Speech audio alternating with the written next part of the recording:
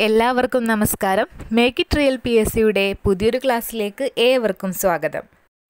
PSC പരീക്ഷകളിലെ സിലബസിലെ ഭാഗമായി വരുന്ന നദീതട സംസ്കാരങ്ങളെക്കുറിച്ചുള്ള വീഡിയോയുടെ ഫസ്റ്റ് പാർട്ടാണ് ഇത്.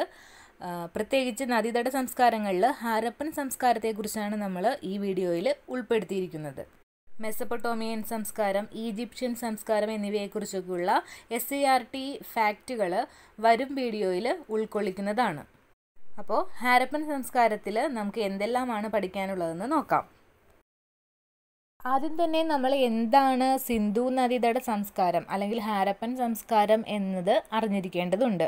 അതെന്താണെന്ന് മനസ്സിലാക്കിയതിന് ശേഷം ഇതുമായി ബന്ധപ്പെട്ട PSC ചോദ്യോത്തരങ്ങളിലേക്ക് പോകാം. അപ്പോൾ എന്താണ് സിന്ധു നദീതട സംസ്കാരം എന്നാണ് നമ്മൾ ആദ്യമായി നോക്കുന്നത്. ആര്യന്മാരുടെ വരവിന് മുമ്പ് ഇന്ത്യയിലുണ്ടായിരുന്ന സംസ്കാരമാണ് സിന്ധു നദീതട സംസ്കാരം. ഇത് ഒരു ദ്രാവിഡ സംസ്കാരമായിരുന്നു. സിന്ധു നദിയുടെയും അതിൻ്റെ കൈവഴികളുടെയും തീരത്തെ വിവിധ പ്രദേശങ്ങളിലാണ് ഈ സംസ്കാരം നിലനിന്നിരുന്നത്. അതുകൊണ്ട് ഈ സംസ്കാരം സിന്ധു നദീതട സംസ്കാരം എന്നറിയപ്പെടുന്നു.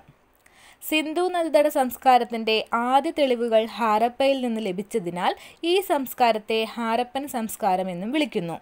അതായത് ആര്യന്മാരുടെ വരവിന് മുൻപ് നമ്മുടെ ഇന്ത്യയിലും പാകിസ്ഥാനിലുമൊക്കെ ആയിട്ട് ഉണ്ടായിരുന്ന ഒരു സംസ്കാരമാണ് സിന്ധു നദീതട സംസ്കാരം. എന്തുകൊണ്ടാണ് അതിന് ആ പേര് വന്നത് എന്ന് ചോദിച്ചിട്ടുണ്ടെങ്കിൽ, സിന്ധു നദിയുടെയും അതിൻ്റെ പോഷക നദികളുടെയും കൈവഴികളുടെയൊക്കെ തീരത്താണ് ഈ സംസ്കാരം ഉടലെടുത്തത്.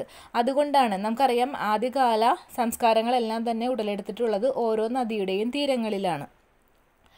നമ്മുടെ ഈ സംസ്കാരം സിന്ധു നദിയുടെ തീരങ്ങളിൽ ഉടലെടുത്തതിനാൽ ഇതിനെ സിന്ധു നദീതട സംസ്കാരം എന്ന് പറയുന്നു. സിന്ധു നദീതട സംസ്കാരത്തെക്കുറിച്ചുള്ള തെളിവുകൾ ആദ്യമായി ഉത്ഖനനം ചെയ്യപ്പെട്ടത് ഹാരപ്പ എന്ന് പറയുന്ന പ്രദേശത്ത് വെച്ചിട്ടാണ്. അതുകൊണ്ട് സിന്ധു നദീതട സംസ്കാരത്തെ ഹാരപ്പൻ സംസ്കാരം എന്നും പറയുന്നു. രണ്ടും സെയിം തന്നെയാണ്, സിന്ധു നദീതട സംസ്കാരവും ഹാരപ്പൻ സംസ്കാരവും. ഇന്ത്യയിൽ പുരാവസ്തു പഠനങ്ങൾക്ക് നേതൃത്വം നൽകുന്നത് ആർക്കിയോളജിക്കൽ സർവേ ഓഫ് ഇന്ത്യയാണ്. നമ്മുടെ ഇന്ത്യയിൽ പുരാവസ്തു പഠനങ്ങൾ ആരുടെ നേതൃത്വത്തിലാണ് നടക്കുന്നതെന്ന് വെച്ചിട്ടുണ്ടെങ്കിൽ archaeological survey of India, archaeology ഡിപ്പാർട്ട്മെൻറ്റിന് കീഴിലാണ്. ഇന്ത്യൻ പുരാവസ്തു ശാസ്ത്രത്തിൻ്റെ പിതാവായിട്ട് അറിയപ്പെടുന്നത് അലക്സാണ്ടർ കണ്ണിങ്ഹാം. സിന്ധു നദീതട സംസ്കാരത്തെക്കുറിച്ച് നമുക്ക് അറിവ് ലഭിക്കുന്നത് 1921 ബ്രിട്ടീഷുകാരനായ ജോൺ മാർഷലിൻ്റെ നേതൃത്വത്തിൽ ഒരു ഉത്ഖനനം നടക്കുകയുണ്ടായി. അതിൻ്റെ ഭാഗമായി നടന്ന ചില അവശിഷ്ടങ്ങൾ പരിശോധിച്ചതിലൂടെയാണ് സിന്ധു നദീതട സംസ്കാരത്തെക്കുറിച്ചുള്ള കൂടുതൽ അറിവുകൾ നമുക്ക് ലഭിച്ചത്.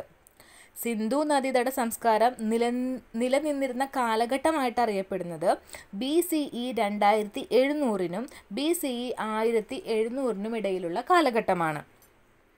പ്രധാനമായും ഈ സിന്ധു നദീതട സംസ്കാരം നിലനിന്നിരുന്നത് ഇന്ത്യ, പാകിസ്ഥാൻ എന്നീ രാജ്യങ്ങളിലായാണ്. നമുക്കറിയാം, സ്വാതന്ത്ര്യത്തിന് മുൻപെല്ലാം തന്നെ നമ്മുടെ ഇന്ത്യയും പാകിസ്ഥാനും ഒരേ ബൗണ്ടറിക്കുള്ളിൽ തന്നെയായിരുന്നു. അതുകൊണ്ട് അതിനുള്ളിലാണ് ഈ സിന്ധു നദീതട സംസ്കാരം നിലനിന്നിരുന്നതായിട്ട് കണക്കാക്കുന്നത്, അല്ലെങ്കിൽ യഥാർത്ഥത്തിൽ ഉണ്ടായിരുന്നത്.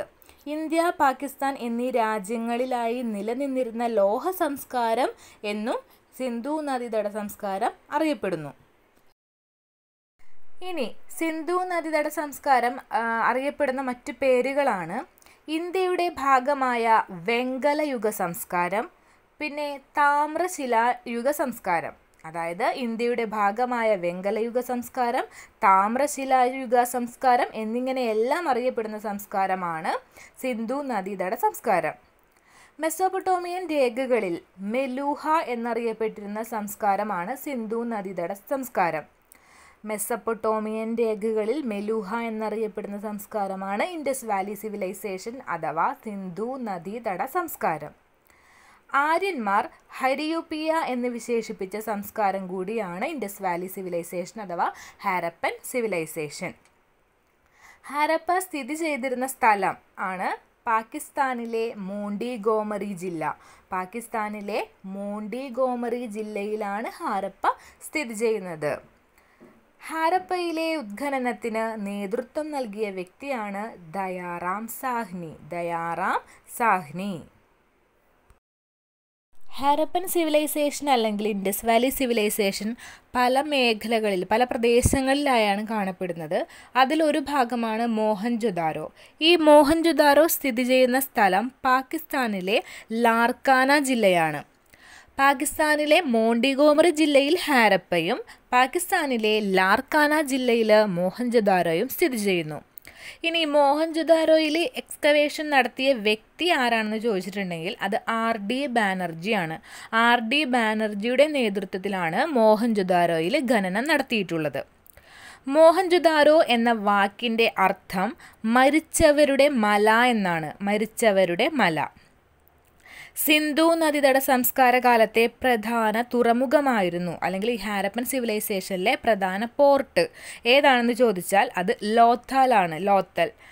ഈ ലോത്തൽ ഗുജറാത്തിലാണ് സ്ഥിതി ചെയ്യുന്നത്. നമ്മുടെ ഇന്ത്യയുടെ ഭാഗമായ ഗുജറാത്തിലാണ് ലോത്തൽ തുറമുഖം സ്ഥിതി ചെയ്തിരുന്നത്.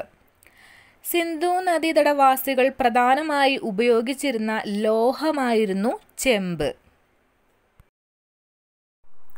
ഇൻഡസ് വാലി സിവിലൈസേഷനിലെ ആളുകൾക്ക് പരിചിതമല്ലാതിരുന്ന ലോഹമായിരുന്നു ഇരുമ്പ്. സിന്ധു നദീതട നിവാസികൾ ഇണക്കി വളർത്തിയിരുന്ന മൃഗം നായയാണ്.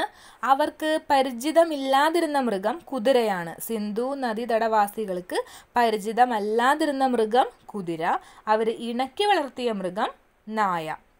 സിന്ധു നദീതടവാസികളുടെ പ്രധാന ആരാധനാമൂർത്തിയായിരുന്നു മാതൃദേവത. ഇതുകൂടാതെ ശിവനെയും കാളയെയും അവർ ആരാധിച്ചിരുന്നതായിട്ട് തെളിവുകൾ പറയുന്നുണ്ട്. സിന്ധു നദീതടവാസികൾ എഴുതുവാൻ ഉപയോഗിച്ചിരുന്ന ലിപിയാണ് ചിത്രലിപി. ഇൻഡസ് വാലി സിവിലൈസേഷനുമായി ബന്ധപ്പെട്ട സ്ക്രിപ്റ്റ് ലിപി ഏതാണെന്ന് ചോദിച്ചാൽ അത് ചിത്രലിപിയാണ്. ഇൻഡസ് വാലി സിവിലൈസേഷനിലെ ആളുകൾ കണക്ക് കൂട്ടുന്നതിനായി ഉപയോഗിച്ചിരുന്ന അടിസ്ഥാനപരമായ സംഖ്യയാണ് 16 എന്നുള്ളത്. 16 എന്ന അക്കത്തിനാണ് ഇൻഡസ് വാലി സിവിലൈസേഷനിൽ ഇമ്പോർട്ടൻസ് ഉണ്ടായിരുന്നത്. ലോകത്തിൽ ആദ്യമായി പരുത്തി കൃഷി ചെയ്ത ജനതയായിട്ട് അറിയപ്പെടുന്നത് ഹാരപ്പൻ ജനതയാണ്. ഈ ഇൻഡസ് വാലി സിവിലൈസേഷനിലെ ആളുകളാണ് ലോകത്തിൽ തന്നെ ആദ്യമായി പരുത്തി കൃഷി ചെയ്തിരുന്ന ജനത. മഹത്തായ ധാന്യപ്പുര കണ്ടെത്തിയ സിന്ധു നദീതട സംസ്കാരത്തിൻ്റെ കേന്ദ്രമാണ് ഹാരപ്പ. ഹാരപ്പയിൽ നിന്നാണ് മഹത്തായ ധാന്യപ്പുര കണ്ടെത്തിയത്. ഇനി ഏറ്റവും വലിയ ധാന്യപ്പുര സ്ഥിതി ചെയ്തിരുന്നത് എവിടെയാണെന്ന് ചോദിച്ചാൽ അത് മോഹൻജൊദാരോ സൈറ്റിലാണ്. മോഹൻജൊദാരോ സൈറ്റിലാണ് ഏറ്റവും വലിയ ധാന്യപ്പുര സ്ഥിതി ചെയ്തിരുന്നത്. എന്നാൽ മഹത്തായ ധാന്യപ്പുര കണ്ടെത്തിയ സിന്ധു നദീതട സംസ്കാരത്തിൻ്റെ കേന്ദ്രം ഹാരപ്പയാണ്. മാതൃനഗരം എന്നറിയപ്പെടുന്ന നഗരം ഹാരപ്പയാണ്. മാതൃനഗരം. ഇനി ഇതുവരെ കണ്ടെത്തിയതിൽ ഏറ്റവും വലിയ ഹാരപ്പൻ നഗരം ഏതാണെന്ന് ചോദിച്ചാൽ അത് മോഹൻജൊദാരോ ആണ്. ഗ്രേറ്റ് ബാത്ത് അഥവാ മഹാസ്നാനഘട്ടം കണ്ടെടുത്ത പ്രദേശമാണ് മോഹൻജൊദാരോ. അതുപോലെ അഴുക്കുചാൽ സംവിധാനം നിലനിന്നിരുന്ന ലോകത്തിലെ ആദ്യ നഗരം കൂടിയാണ് മോഹൻജൊദാരോ. അടുത്തൊരു സൈറ്റാണ് സിന്ധു നദീതട സംസ്കാരവുമായി ബന്ധപ്പെട്ട അടുത്തൊരു പ്രദേശമാണ് കാലിബംഗൻ. ഈ വാക്കിൻ്റെ അർത്ഥം കറുത്ത വളകൾ എന്നാണ്. കറുത്ത വളകൾ. ഇനി ലോത്തൽ എന്ന വാക്കിൻ്റെ അർത്ഥം മരിച്ചവരുടെ സ്ഥലം. ഇപ്പോൾ നമ്മൾ നേരത്തെ പറഞ്ഞു മോഹൻജൊദാരോ എന്ന വാക്കിൻ്റെ അർത്ഥം മരിച്ചവരുടെ മല അല്ലെങ്കിൽ മരിച്ചവരുടെ കുന്ന് എന്നാണ്. ലോത്തൽ എന്ന വാക്കിൻ്റെ അർത്ഥം മരിച്ചവരുടെ സ്ഥലം. അത് മാറിപ്പോകരുത്. ഏറ്റവും ഒടുവിലായി കണ്ടെത്തിയ ഏറ്റവും വലിയ ഹാരപ്പൻ നഗരം ഏതാണെന്ന് ചോദിച്ചാൽ അത് ധോളവീരയാണ്. ഇനി സിറ്റാഡൽ. സിറ്റാഡൽ എന്ന് വെച്ചാൽ മേൽപ്പട്ടണം. ഇതില്ലാത്ത ഏക ഹാരപ്പൻ നഗരമാണ് ചാൻഹുദാരോ. ഏറ്റവും ചെറിയ ഹാരപ്പൻ സൈറ്റ് ഏതാണെന്ന് ചോദിച്ചാൽ അത് ചാൻഹുദാരോയാണ്. ഇന്ത്യ സ്വാതന്ത്ര്യം നേടിയതിന് ശേഷം കണ്ടെത്തിയ ആദ്യത്തെ ഹാരപ്പൻ നഗരം ഏതാണെന്ന് ചോദിച്ചാൽ അത് രൂപാറാണ്. നമ്മുടെ ഇന്ത്യയിലെ പഞ്ചാബ് സ്റ്റേറ്റിലെ രൂപാർ എന്നതാണ് ഇന്ത്യക്ക് സ്വാതന്ത്ര്യം കിട്ടിയതിന് ശേഷം കണ്ടെടുക്കപ്പെട്ടിട്ടുള്ള ഇൻഡസ് വാലി സിവിലൈസേഷനുമായി ബന്ധപ്പെട്ട ഒരു സൈറ്റ്. സിന്ധു നദീതടവാസികൾ കൃഷി ചെയ്തിരുന്ന പ്രധാന ധാന്യങ്ങളാണ് ഗോതമ്പ്, ബാർലി, പരുത്തി. നമ്മൾ പറഞ്ഞു പരുത്തി ലോകത്തിൽ ആദ്യമായിട്ട് തന്നെ പരുത്തി കൃഷി ചെയ്തിരുന്ന ജനത ഹാരപ്പൻ ജനതയാണെന്ന്.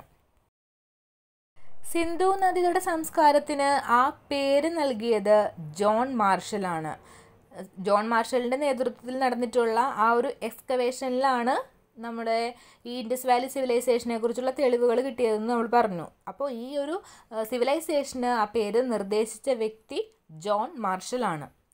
ഹാരപ്പൻ സംസ്കാരം സ്ഥിതി ചെയ്യുന്ന നദീതീരം ഏതാണെന്ന് ചോദിച്ചാൽ അത് രവിയാണ്. രവി നദീതീരത്താണ് ഹാരപ്പൻ സിവിലൈസേഷൻ സ്ഥിതി ചെയ്തിരുന്നത്.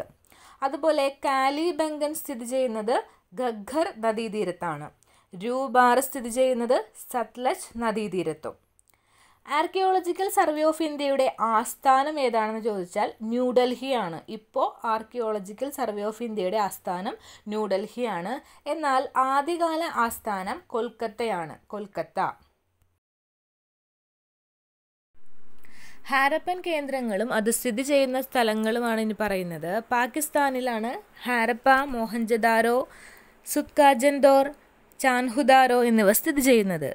അതുപോലെ നമ്മുടെ ഇന്ത്യയിൽ സ്ഥിതി ചെയ്യുന്ന ഇൻഡസ് വാലി സിവിലൈസേഷൻ്റെ സൈറ്റാണ് ആലംഗീർപൂർ, ബനവാലി, കാലിബംഗൻ, ലോഥൽ, റംഗ്പൂർ, ധോളവീര എന്നിവ. അതിൽ ബനവാലി ഹരിയാന സ്റ്റേറ്റിലാണ് സ്ഥിതി ചെയ്യുന്നത്. അതുപോലെ കാലിബംഗൻ രാജസ്ഥാനിലാണ്. ലോഥൽ, റംഗ്പൂർ, ധോളവീര എന്നിവ ഗുജറാത്തിലും സ്ഥിതി ചെയ്യുന്നു. ഷോർട്ടുഗായ് സൈറ്റ് അഫ്ഗാനിസ്ഥാനിലാണ് സ്ഥിതി ചെയ്യുന്നത്. ഇനി നമുക്ക് സിന്ധു നദീതട പ്രദേശങ്ങളും അത് കണ്ടെത്തിയവരെയും കുറിച്ച് നോക്കാം. ഹാരപ്പ നമ്മൾ പറഞ്ഞു കഴിഞ്ഞതാണ്. ദയാറാം സാഹ്നിയാണ് ഹാരപ്പൻ സൈറ്റ് കണ്ടെത്തിയത്. അപ്പോൾ അത് ഓർത്തിരിക്കാൻ ഹാരപ്പയുടെ ദയാറാം സാഹ്നി എന്ന് പറയുമ്പോൾ ഒരു ഉണ്ട്. നായ്ക്ക് മുമ്പായിട്ടൊരു വരുന്നുണ്ട്. നമുക്ക് അങ്ങനെ വേണമെങ്കിൽ വല്ല കണക്ഷൻ വെച്ച് ഓർത്തിരിക്കാം. അടുത്തത് മോഹൻജൊദാരോ, RD ബാനർജി. മോഹൻജൊദാരോ, RD ബാനർജി. കാലിബംഗൻ, അമലാനന്ദ ഘോഷ്. അപ്പോൾ കാലിബംഗൻ്റെ അർത്ഥം നമ്മൾ പറഞ്ഞു കറുത്ത വളകളാണെന്ന്. വളകളിടുന്നത് സ്ത്രീകളായിരിക്കുമല്ലോ കൂടുതലും.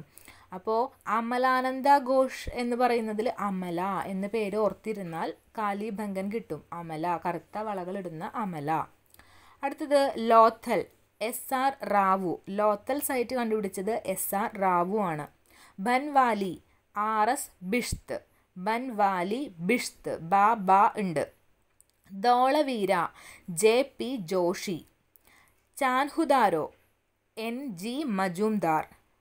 രൂപാർ, YV ശർമ്മ. അപ്പോൾ ഇത് ജസ്റ്റ് ഒന്ന് ഓർത്തിരിക്കുക. ഹാരപ്പൻ സൈറ്റിൽ നിന്ന് കണ്ടെടുത്തിട്ടുള്ള പ്രധാനപ്പെട്ട പുരാവസ്തുക്കളാണ് കല്ലിൽ തീർത്ത സ്ത്രീലിംഗ മാതൃകകൾ, ചുട്ടെടുത്ത അടുപ്പുകൾ, ചെറിയ കാളവണ്ടിയുടെ രൂപം, പട്ടി മാനിനെ വേട്ടയാടുന്ന രൂപം. ഇതെല്ലാം ഹാരപ്പൻ സൈറ്റിൽ നിന്നാണ് കണ്ടെടുത്തിട്ടുള്ളത്.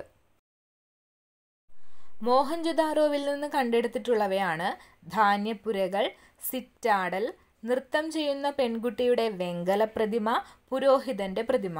അപ്പോൾ നൃത്തം ചെയ്യുന്ന പെൺകുട്ടിയുടെ വെങ്കല പ്രതിമയാണ് കൂടുതലും ഫോക്കസ് ചെയ്ത് പഠിക്കേണ്ടത്. മോഹൻജൊദാരോയിൽ നിന്നാണ് അത് കണ്ടെടുത്തിട്ടുള്ളത്. ഇനി കാലിബംഗനിൽ നിന്നും കണ്ടെടുത്തിട്ടുള്ളവ കുപ്പിവളകൾ, കരിവളകൾ, പിന്നെ ഒട്ടകത്തിൻ്റെ ഫോസില്, കളിമണ്ണിൽ തീർത്ത കലപ്പ. ഇതെല്ലാം കാലിബംഗനിൽ നിന്നാണ് കണ്ടെടുത്തിട്ടുള്ളത്.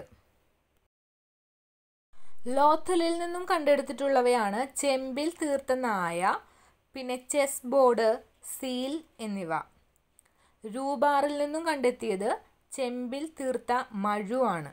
ചെമ്പിൽ തീർത്ത നായ ലോഥലിൽ നിന്നും, ചെമ്പിൽ തീർത്ത മഴു രൂപാറിൽ നിന്നുമാണ് കണ്ടെത്തിയത്. ഇനി അടുത്തത് നമ്മൾ നോക്കുന്നത് ഇൻഡസ് വാലി സിവിലൈസേഷൻ ക്ഷയിക്കാനിടയായ തകർച്ച, അതായത് ഹരപ്പൻ സിവിലൈസേഷൻ തകരാനുണ്ടായ കാരണങ്ങളാണ്. ഒന്ന് വെള്ളപ്പൊക്കം. നമ്മൾ പറഞ്ഞു സിന്ധു നദിയുടെയും അതിൻ്റെ കൈവഴികളുടെയും തീരത്തായിട്ടാണ് ഈ സിവിലൈസേഷൻ നിലനിന്നിരുന്നത്. അപ്പോൾ ഇത്തരം നദികളിൽ വെള്ളപ്പൊക്കം ഉണ്ടാകുമ്പോൾ അത് സിവിലൈസേഷൻ നശിക്കാനായിട്ടൊരു കാരണമായി. പിന്നെ ആര്യന്മാരുടെ വരവ്, ആര്യന്മാർ ആക്രമിച്ചു കീഴടക്കിയത്. വനനശീകരണം, കാർഷിക മേഖലയിൽ ഉണ്ടായ തകർച്ച. ഒരു കൃഷിയുമായി ബന്ധപ്പെട്ടാണ് ആളുകൾ ജീവിച്ചിരുന്നത്. ഈ കാർഷിക മേഖല നശിച്ചപ്പോൾ അവരുടെ സിവിലൈസേഷനും ആ ഒരു സംസ്കാരത്തിൻ്റെ നാശത്തിനും അത് കാരണമായി. പിന്നെ പകർച്ചവ്യാധികളും ഈ ഇൻഡസ് വാലി സിവിലൈസേഷൻ്റെ ഒരു ഡിക്ലൈന്, ഒരു തകർച്ചയ്ക്ക് കാരണമായ ഒരു ഫാക്റ്റാണ്. അപ്പോൾ ഇത്രയും കാര്യങ്ങളാണ് നമ്മൾ ഈ വീഡിയോയിൽ ഉൾക്കൊള്ളിച്ചിരിക്കുന്നത്. മറ്റ് നദീതട സംസ്കാരങ്ങളുമായി അടുത്ത വീഡിയോയിൽ കാണാം. ഈ വീഡിയോ നിങ്ങൾക്ക് ഇഷ്ടമായെങ്കിൽ വീഡിയോ ലൈക്ക് ചെയ്യുക, കമൻറ്റ് ചെയ്യുക. ഈ ചാനൽ സബ്സ്ക്രൈബ് ചെയ്യാതെയാണ് നിങ്ങൾ കാണുന്നതെങ്കിൽ സബ്സ്ക്രൈബ് ചെയ്യുക. Thank you for watching.